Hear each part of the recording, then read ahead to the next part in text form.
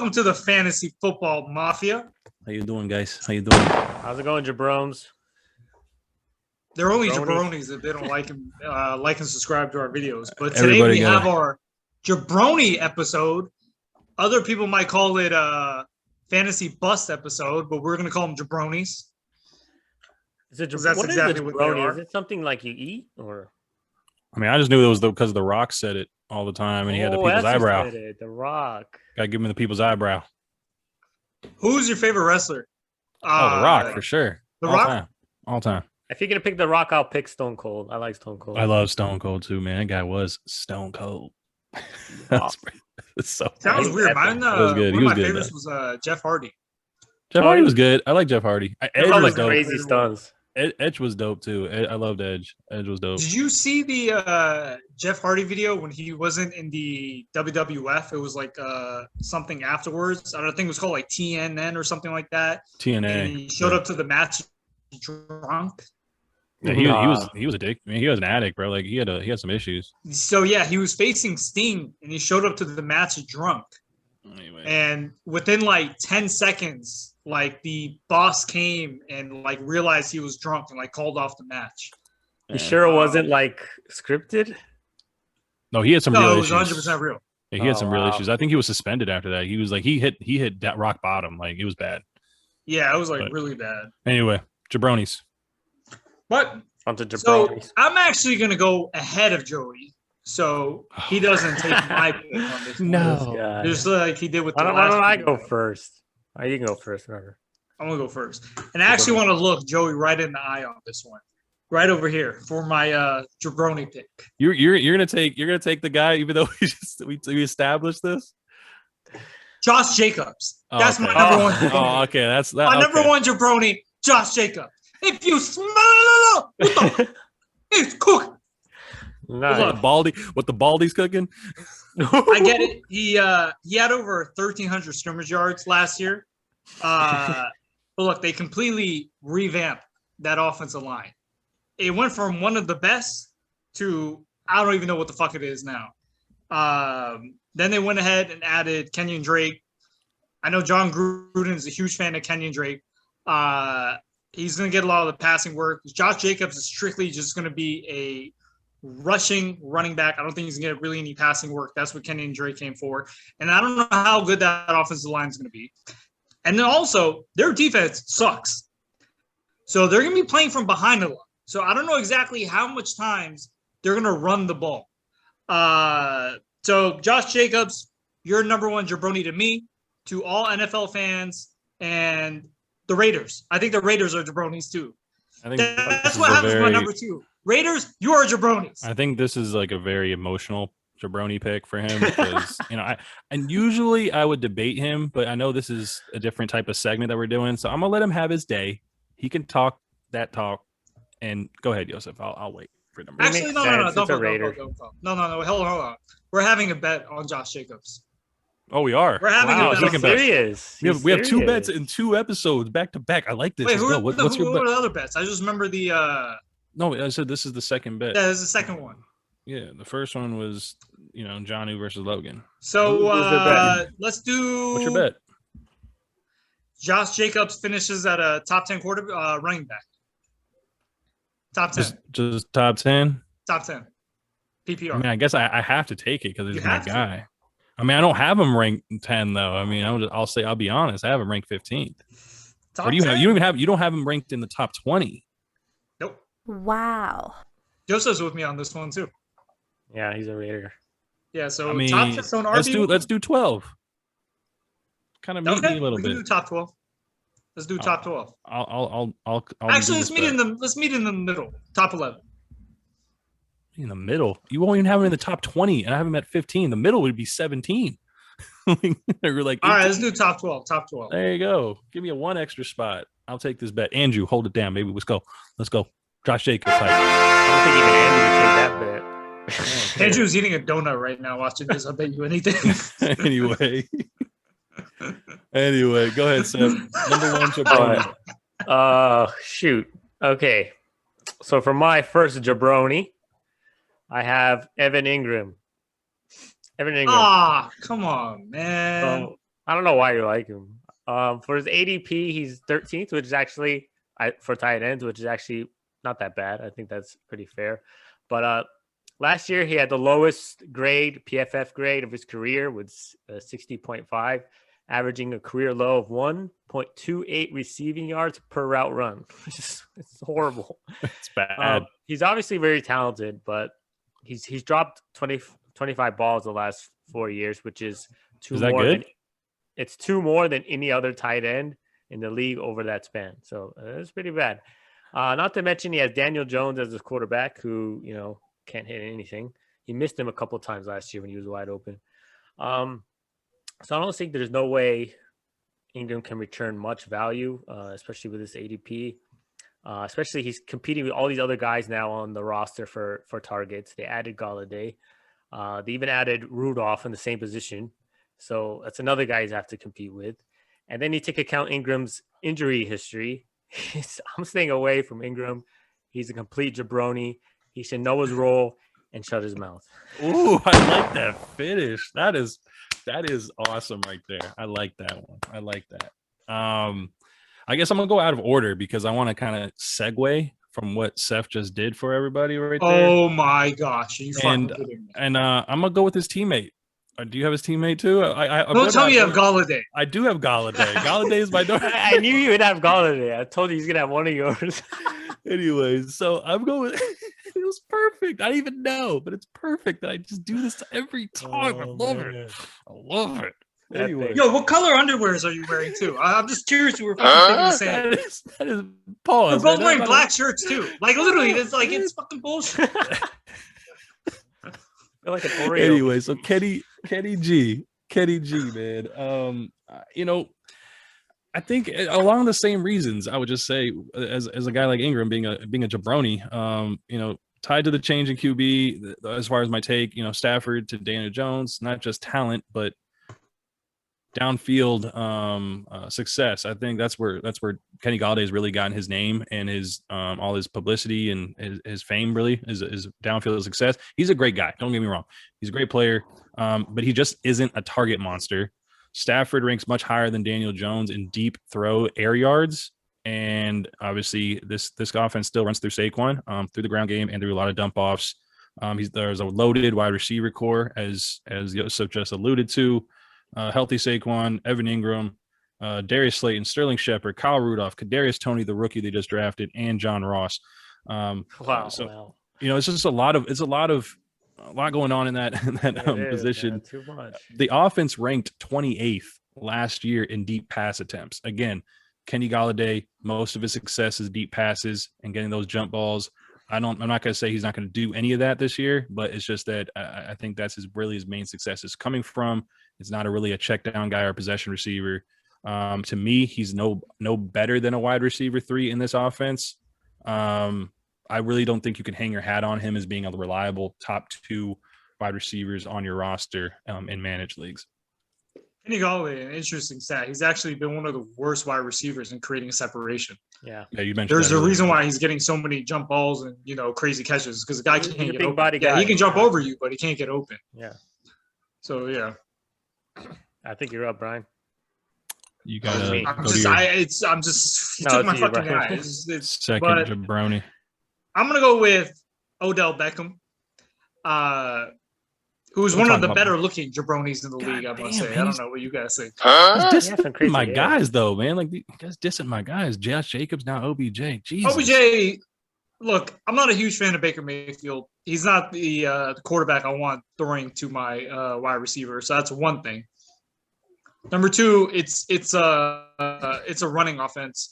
They have what's his name? Kareem Hunt and fucking blinking. Who's the Nick Chubbs as the running back. They have a good defense. Chubb.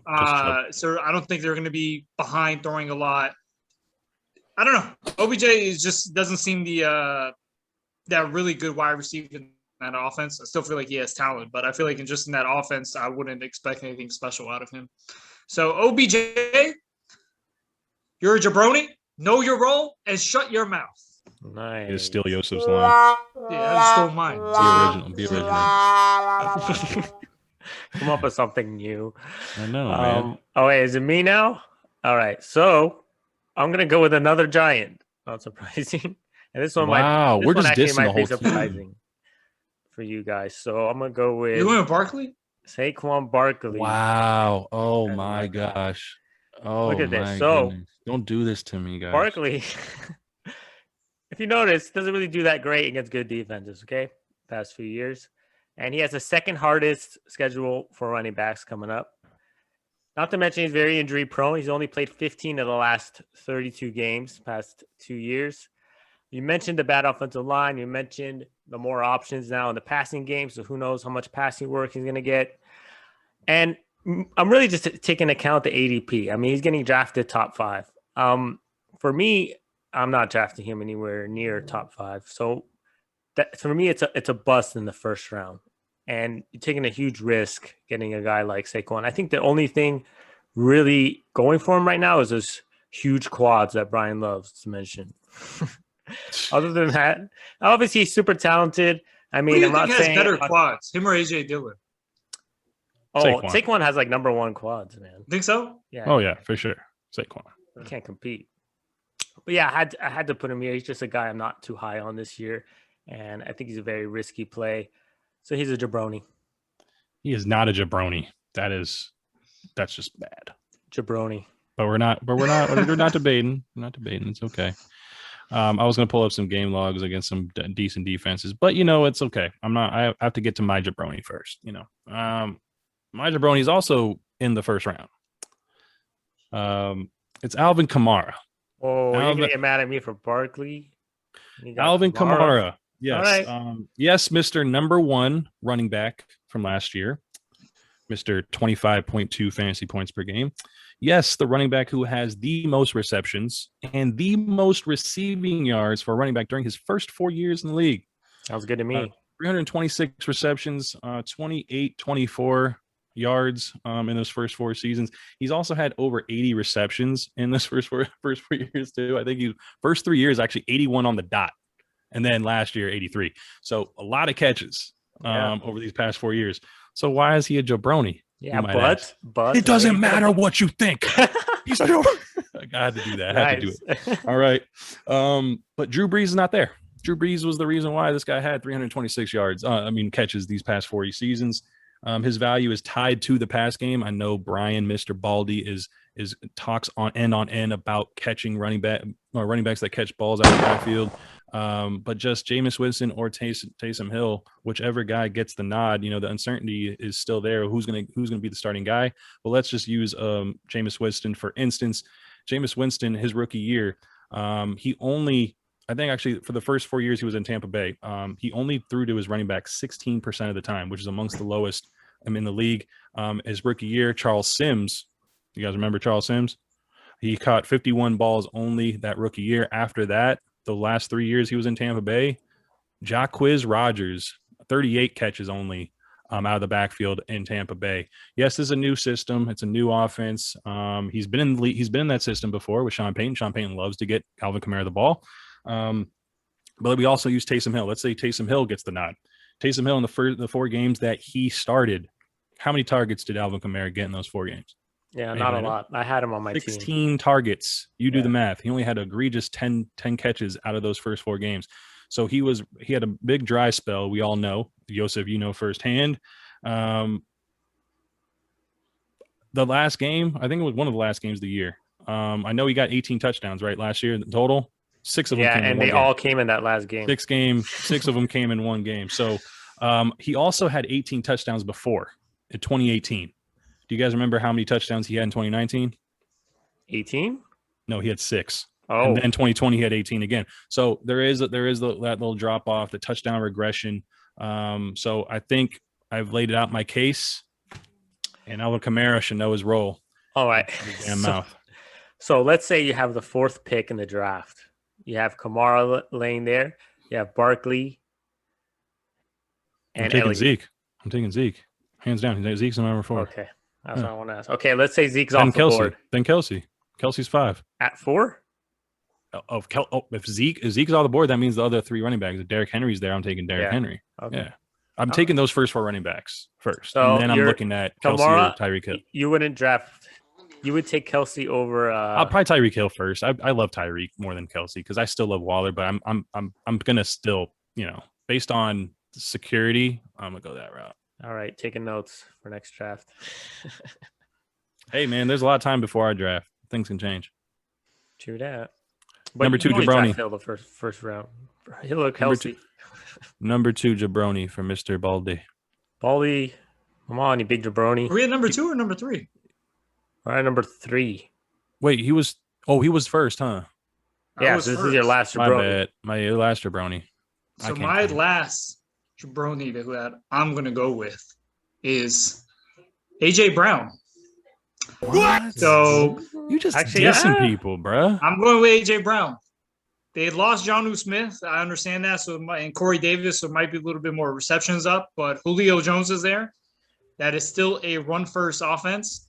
He had 11 touchdowns last year, which is high. So I think that's going to be a regression type number. So 11 touchdowns. I think he's due for a regression out of Julio Jones. He's going to get, a good amount of catches, take some balls away. So, yeah, I have him as my third Jabroni. And I'm curious, where is he getting drafted? I don't have it up right now. Can you guys see his ADP? I think it's 4th round. Well, yeah, that's pretty. That's pretty. But high. The thing is, it might be 3rd round actually. Since we're all going with the WWF theme, I thought I'll go ahead with mine with the original. Oh God! This is why he was getting up. This is why he got up. This is why he got up. I was wondering why he got up. What is that? Water? No, that's not alcoholic beer. You have to get him tossed to you. It doesn't count. Dude, you're supposed. Yeah, you should have your girl toss you the brews, and you got to clap them together. Clap them together. Yeah, you got to catch him with like one hand. Come on. Well, I'm gonna have her clean the shit up. I got everywhere wet. So hold on Jesus. 1 second. Pause. You guys can go on with yours. All right. Babe, I need you to something really quick. Anyways, we got rid of that Jabroni. Brian's the Jabroni. The biggest Jabroni here. Couldn't even catch the water right. Dude. I guess I'll go ahead with my next Jabroni, which is Tyler Lockett. So I don't know his ADP right now, but he's a boom or bust type of player. He's actually pretty much always been, I guess, the past 2 years.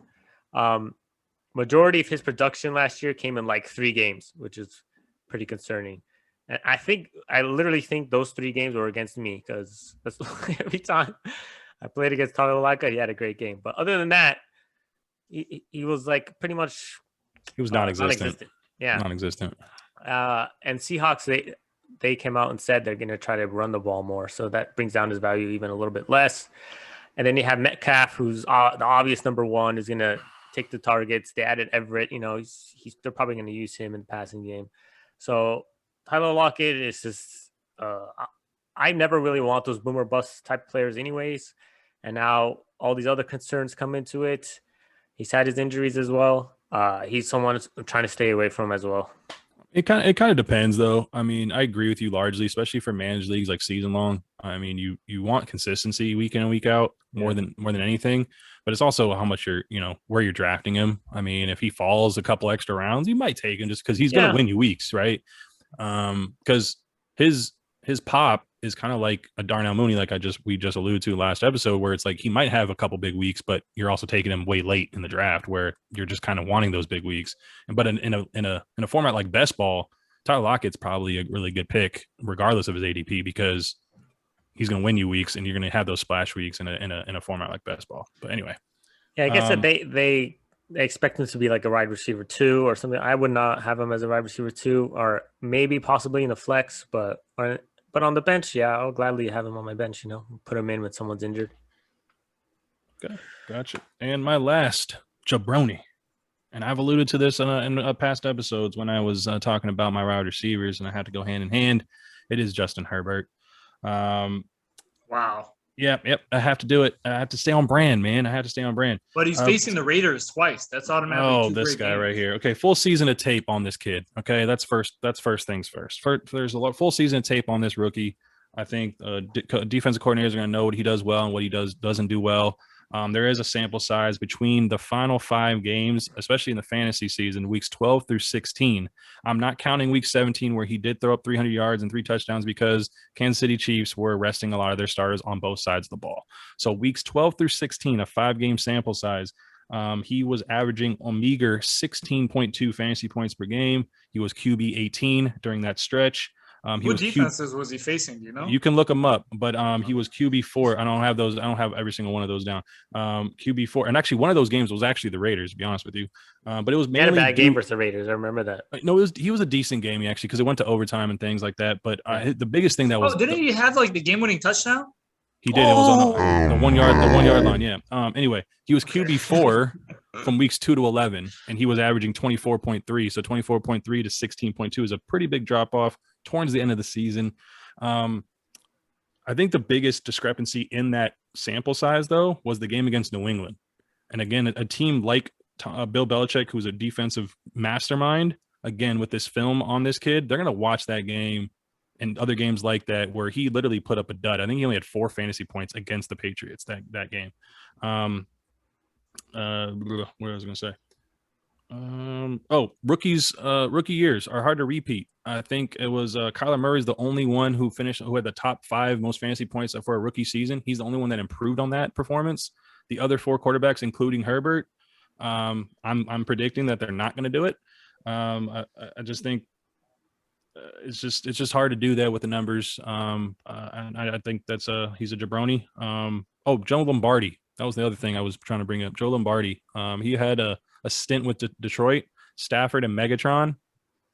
In that year and a half, he was the offensive coordinator. It was bottom, like very one of the worst. I think a stain on Joe Lombardi's career. He got booted out for a year and a half. Didn't do anything with Matt Stafford and Megatron. How do you mess that up? I know. I mean, that's pretty hard to mess up, but we'll see what happens. I mean, that is the low floor. I'm not saying that's definitely damned to repeat, but you just got to know what the concerning, I guess the red flag, so to speak, are with Justin Herbert in a sophomore slump. There's my case. Could be a surprise jabroni. Could be.